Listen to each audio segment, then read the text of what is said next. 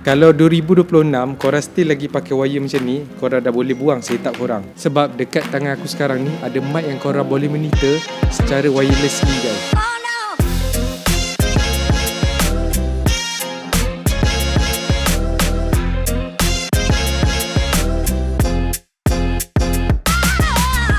Ni adalah Holyland Lux Max 2. Dalam carrying pouch dia ada dua level wire, dua 3.5 cable, USB cable, mic adapter, wind muff, magnet, mic dan monitoring earphone. Mic ni ada 3 level automatic gain control yang sesuai untuk balance ke audio untuk suasana yang senyap hinggalah suasana yang bising.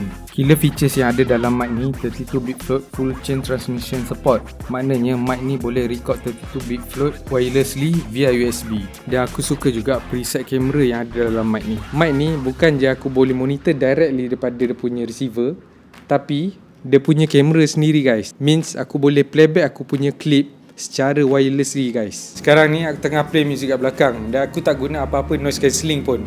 Tapi bila aku tekan satu button kat sini, dia dapat cancel out semua background noise yang ada. Holyland ni dia menggunakan teknologi advanced AI yang dapat asingkan bunyi kat belakang dengan suara orang bercakap dengan baik. Star of the show untuk mic ni adalah dia punya wireless monitoring earphone. Sekarang ni aku tengah record menggunakan mic DJI directly ke receiver aku punya kamera. Aku akan gunakan mic DJI ni untuk record sama ada sound dia tu ada delay ataupun tidak. Jadi aku tak gunakan apa-apa internet recording, sebab kalau korang gunakan internet recording, korang boleh sync ke dalam post. Ni adalah real life sound yang korang dengar sendiri. Okay, aku nak korang komen kat bawah mic ni boleh pakai ke tak untuk korang monitor audio korang.